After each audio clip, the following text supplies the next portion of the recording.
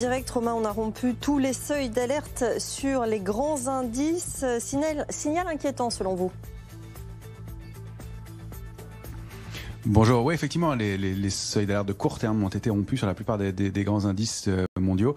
4535 points sur le S&P, 35 600 points sur le Dow Jones ou 7100 points sur l'indice CAC 40.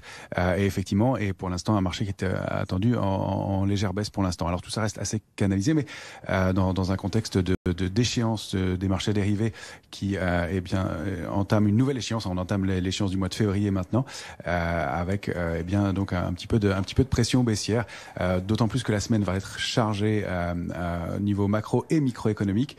Aujourd'hui, on va prendre connaissance des PMI manufacturiers en Europe, c'est important évidemment. Demain, ce sera l'indice IFO, toujours en Europe, donc du climat des affaires. Puis on se tournera ensuite du côté des États-Unis avec la confiance du consommateur du Conference Board.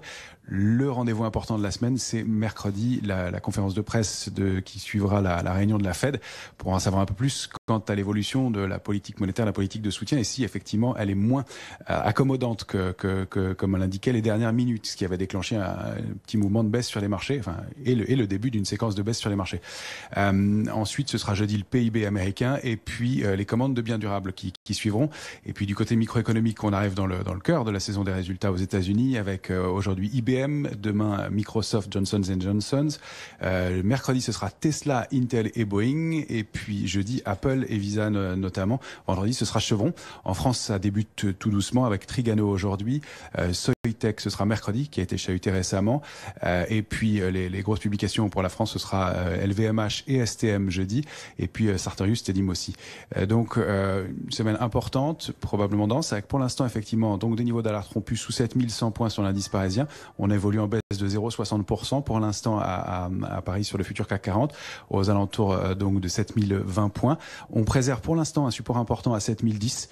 Sous ce niveau, on n'a pas beaucoup de soutien jusqu'à une zone qui est située entre 6830 et 6860.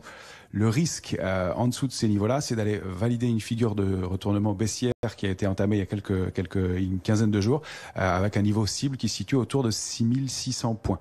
Il faudrait vraiment repasser 7100, puis 7145 pour retourner en zone de neutralité sur l'indice parisien.